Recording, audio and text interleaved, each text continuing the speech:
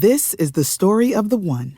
As head of maintenance at a concert hall, he knows the show must always go on. That's why he works behind the scenes, ensuring every light is working, the HVAC is humming, and his facility shines. With Grainger's supplies and solutions for every challenge he faces, plus 24/7 customer support, his venue never misses a beat. Call quickgrainger.com or just stop by. Grainger, for the ones who get it done. Welcome back to Heard Tell. She's a favorite. I know this because you people keep asking me when she's coming back.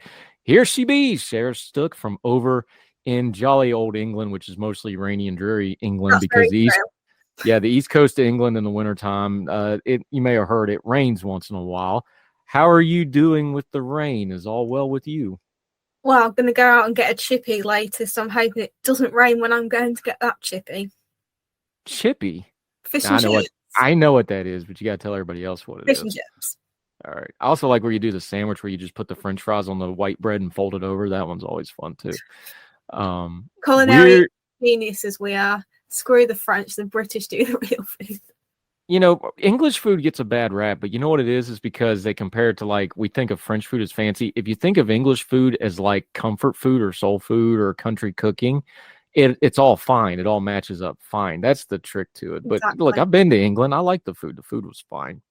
I will take up for your food. Anyway, you do what you always do, and you poke fun at us. You did a whole series on presidential runners-up.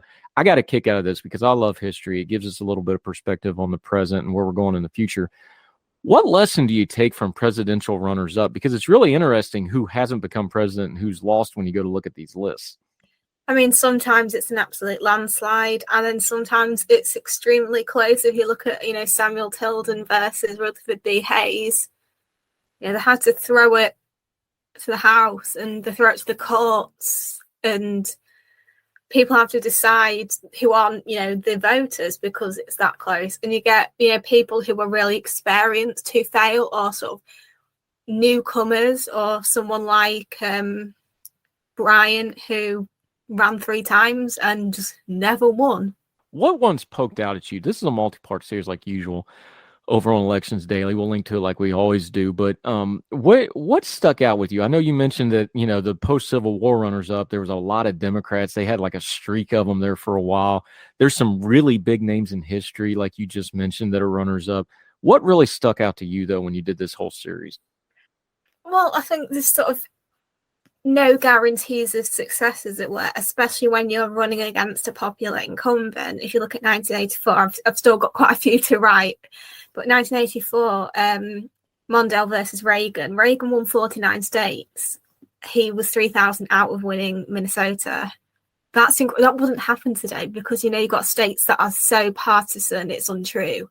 Yeah, Mondale didn't stand a chance. Like, he tried to do the gimmick, he tried to get the female candidate vice president. No guarantee. But I suppose back then, vice presidents you didn't really think about your running mate.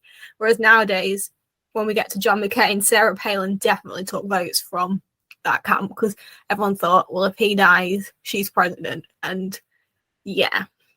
I'm not sure that's Geraldine Ferraro's fault, just to be fair to Geraldine Ferraro, but no, I take your point. It's interesting, though, because you're from England. So in the parliamentary system, that sort of thing never happens because it's basically next person up. And with very few exceptions, which, like this past year where you keep going through leaders, you pretty much know who the next person's going to be pretty well in advance. It is a unique part of the American system because of the primary system. Because of things like this, you do get that candidate that everybody can just go, oh, they've got no chance whatsoever. And more times than not, no chances of exactly what happens. But, I mean, Donald Trump, nobody thought he would win. Even when I first watched his announcement in 2015, I thought, he's probably not going to get far. And then he won. And then he won the presidency. Jimmy Carter had a 2% name recognition. Sometimes the people that you don't expect do the very best. Yeah, it's very interesting. You also have, it's interesting since we're on the topic though, but we've had a couple presidents that didn't get it on their first tries. Nixon had to take a couple swings at it. George H.W. Bush ran against Reagan famously before he became president. Now, I know Trump's going to run again. That's kind of the outlier for the last 40 or 50 years, though. Usually it's one and done and folks are done. President Biden, he ran 3 times. Third time he finally won, although there was a big gap. Do you think the days of multiple shots of it are going to start coming back? Is that a cyclic thing? What do you think? We've seen quite a lot of two-termers in the past few years. You've seen Clinton, you've seen Bush Jr. and Obama. So, 3 in a row is quite impressive. We haven't really had the days of one terms for a while. So perhaps that's what's going to bring it back, because, Biden is unpopular as far as I'm aware. That's not to say he won't win next time, but it depends, how he conducts his campaign, and if it's Trump against him or DeSantis, who's clearly the Republican choice after he's made Florida a supermajority for the Republicans. I wonder too, Sarah Stook joining us like she often does, when it comes to failed president, we have these huge primaries now where we had 16 people run in 2020. It's just insane how many people are running, but then they run these long shot campaigns where they're not going to win. They know they're not going to win, but then they end up getting a cabinet position, or they end up running for another office later, or they up their national profile. How do we figure that part of it in? Because the way campaign finance and fundraising goes now, running for president is kind of its own business model now, and that's different than in the 18th and 19th and early 20th centuries where you cover these runners up where it's like, well, they failed and that was the end of their career. Now it's a business model. That's a whole different thing too, isn't it? Yeah, well, Beto O'Rourke obviously ran for president. He's also lost the governorship of Texas race twice. Oh, well, he lost the Senate race as well, sorry. So, people also tried, like you said, there was 16 odds, and there was people that was never going to get through, like sort of no-namers, as it were. And Pete Buttigieg has been, Joe Biden's been a senator longer than Pete Buttigieg's been alive, to put it in perspective. Like, somebody that young, you got to understand, is probably not. And, he was only really known for being like openly LGBT politician from a mayorship in a small sort of city. Yeah. Would the mayor of Grimsby be considered for a prime minister? Like, would that work in? We don't really have mayors.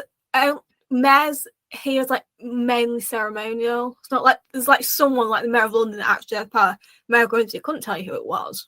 I have no idea who it is. It's right. And London's its own thing because they have, their police force is separate from the rest of the country.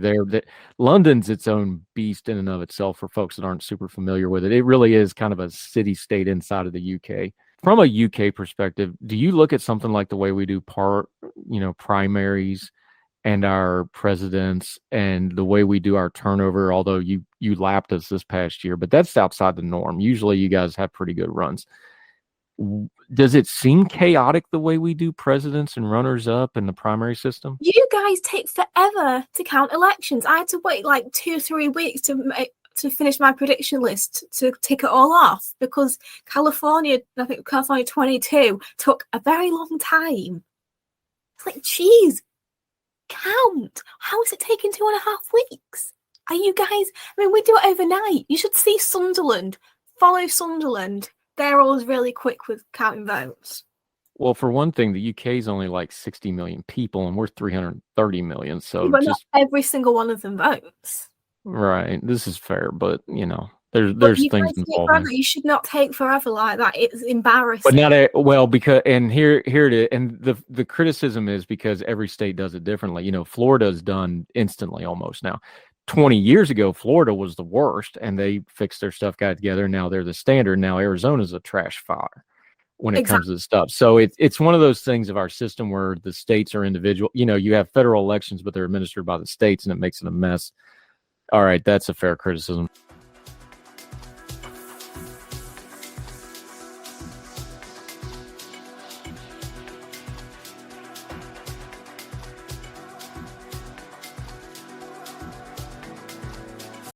This is the story of the one. As a maintenance engineer, he hears things differently. To the untrained ear, everything on his shop floor might sound fine, but he can hear gears grinding or a belt slipping. So he steps in to fix the problem at hand before it gets out of hand. And he knows Grainger's got the right product he needs to get the job done, which is music to his ears. Call, click Grainger.com, or just stop by. Grainger, for the ones who get it done.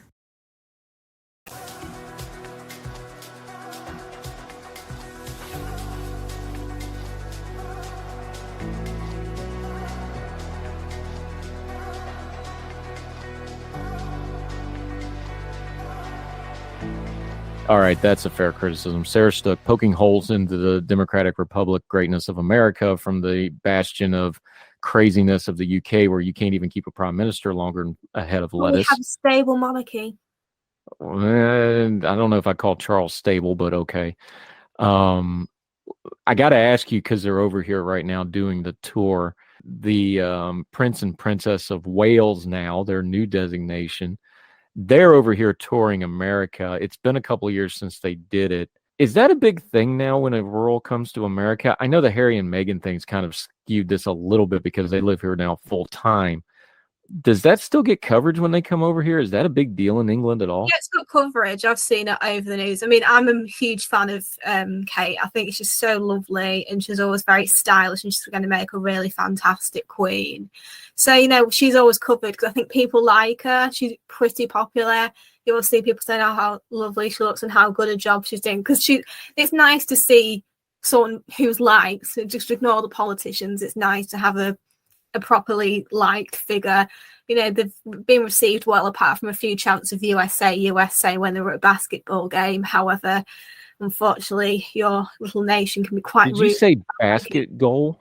Basketball. You said basket goal. I said basketball. You said basket goal. I didn't. Okay, but I said basketball. It blew my mind though when you see them at like a basketball game or something. It's like America really does have an obsession over the English royal family. Like it's unarguable that we're just obsessed with these people. You don't have it. You guys just have like your dynasties are like the Kennedys and the Bushes and whatever. We have like gone thousands of years old family who have ruled over us. But you are a monarchist. You like that sort of thing. We don't like that sort of thing. We like it by proxy. So the weddings and the funerals and that. Right, but we don't have to own it. We're just borrowing it and getting entertained by it. We don't have to actually deal with them, fund them, or be, subjects to them. They're very cheap, to be fair. To be fair, too, since you're bringing the money up, Sarah Stook joining us, like the thing with the funeral for the Queen and stuff, like it got brought up, like, well, this is expensive. Like, no, you don't understand the income. The royal family is probably the biggest tourist attraction in England. Is that fair? Like they bring in a ton of money to the country. You guys have an inauguration every 4 years. We have a big wedding or a funeral once in a blue moon. The coronation will be a big one, sure, but Charles has said it's not going to be a humongous, expensive one. I mean, seriously, what's the list of people that are alive that remember the last coronation? Like, that's not a real big list, right?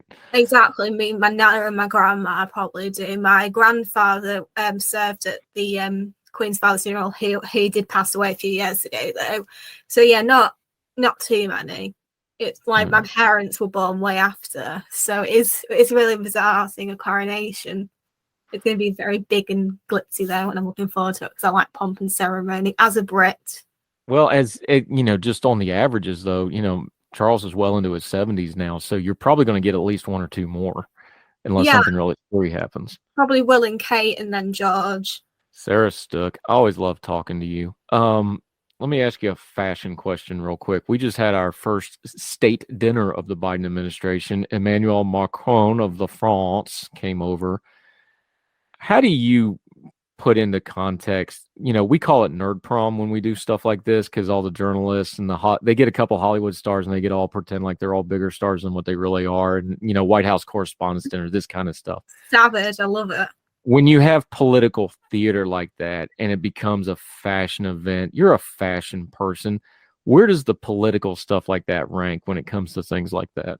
You guys can just never do what we do. I'm sorry, we have the crown jewels, we have the tiaras and the diamonds that are older than your country. And at the same time, Jill Biden isn't really that fashionable. I don't think she can wear nice stuff, then she just pairs it with not very nice things. Whereas Melania Trump, I know it's very controversial, but I thought she had a really good taste in fashion. Same with Jackie Kennedy. Obviously, my love for Jackie Kennedy is unbound, as it were. And Caroline Kennedy met with William and Kate, I noticed. I would have went with unbearable, but unbound works. Yeah, so yeah, I saw Caroline Kennedy met with Will and Kate. But yeah, I mean, Yeah, you guys, I think it's kind of different because with the royal family, there's a dress code and what they're not allowed to wear. Like, you're not allowed to wear certain coloured nail polish. So my little pink nails would not be acceptable today. So it's different. And yeah, there's more of it. I think there's probably more of a dress code. But yeah, I think you guys can do some nice events. You can, when they do the White House for Christmas, you can make it quite pretty. But it's a different kind of standard. I'd say that, it'd be a lot stricter over here. Yeah, like, we don't have the royal protocol where it's so cut and dry. Of course, some of this will probably change now that the Queen died, because she was a real stickler for details and stuff. She would read through the protocols and stuff. And it's different because every White House is a little different. The Obama White House had a different style than the Trump White House, which was just chaos. And then the Biden White House is going to be different than whoever comes next. Yeah. I always found the Melania stuff a little interesting because obviously, Trump's such a lightning rod and it's going to be controversial, but it's like, when you think about the role of the first lady, and I don't mean this derogatory at all, but Melania is a trained model. There's probably been very few people who aren't better equipped to be the first lady than Melania was. Do stylish things, make it look good, stand there, look pretty, present the country well. Like, she's a trained model. This is exactly the skill set you need for the modern first lady. A very lovely sense of fashion, and I do believe if she was a Democrat and not married to Trump, she'd be on the cover of fashion magazines. Like, I believe that 100%. I believe that. Looks very. I mean, she's got the model figure. She's tall and she's very slim, so it works for her. But yeah, I think whatever you think of Trump, was whatever, a very elegant, ladylike person, and I appreciated it. Yeah. Yeah, I don't think she did anything really untoward or out of bounds or embarrassing anywhere in there. Sarah Stook. All right. We know we got part 4 of the runners up coming out soon. Let folks know what you got going on and what you have cooking over there in the UK, 5 hours ahead of us at any given time. So until we see you again, because you're a frequent contributor here on Heard Tell, let folks know what you got going on. I'm continuing with my lad Sarah's on the consorts of England and Britain, a few of whom are my very distant ancestors, which is quite cool. I'll be continuing with my presidential runners-up. I'm hopefully going to be writing an article about the year 1979 and its effect on geopolitics. However, I am absolutely stumped on how to do it. So it will maybe appear, but it'll probably be after the new year. I'm actually really excited about that one because you were telling me about it. All right, Sarah Stook, we'll let you get back to doing your busy stuff. Thank you so much for the time. Thank you. Yes, ma'am. Folks, if you've listened to the Heard Tell program, you've heard our friend Gabriella Hoffman, but you need to make sure you're checking out her podcast, District of Conservation. It's a podcast exploring the nuances of true conservation efforts from DC and beyond. From topic discussions to exclusive interviews with conservation and energy newsmakers, Gabriella keeps listeners appraised of the latest news stories while elevating important voices. Listen to the District of Conservation on Apple Podcasts or wherever podcasts are played. Folks, you've heard of Ethan Brown on the Heard Tell show a couple of different times, but if you're interested in learning about how to discuss things like climate change without all the politics and doom and gloom, head over to his podcast, The Sweaty Penguin. Sweaty Penguin is a late-night comedy-style climate podcast working to add nuance, critical thinking, humor, and hope to the climate conversation. They got over 100 episodes already, breaking down weekly news stories and specific topics, from the vanilla to the ADHD to the international accountability to orangutans. Yes, I know, it's a comedy thing, so just go with it. But each time, exploring different ways we can make progress on these issues while still helping the economy, health, security, and everything else we care about. Feel overwhelmed, exhausted, or excluded by today's climate change discourse? This is the podcast for you. Find The Sweaty Penguin wherever you get your podcasts or at www.thesweatypenguin.com. This is the story of the one. As a maintenance engineer, he hears things differently. To the untrained ear, everything on his shop floor might sound fine, but he can hear gears grinding or a belt slipping. So he steps in to fix the problem at hand before it gets out of hand. And he knows Grainger's got the right product he needs to get the job done, which is music to his ears. Call, click Grainger.com, or just stop by. Grainger, for the ones who get it done.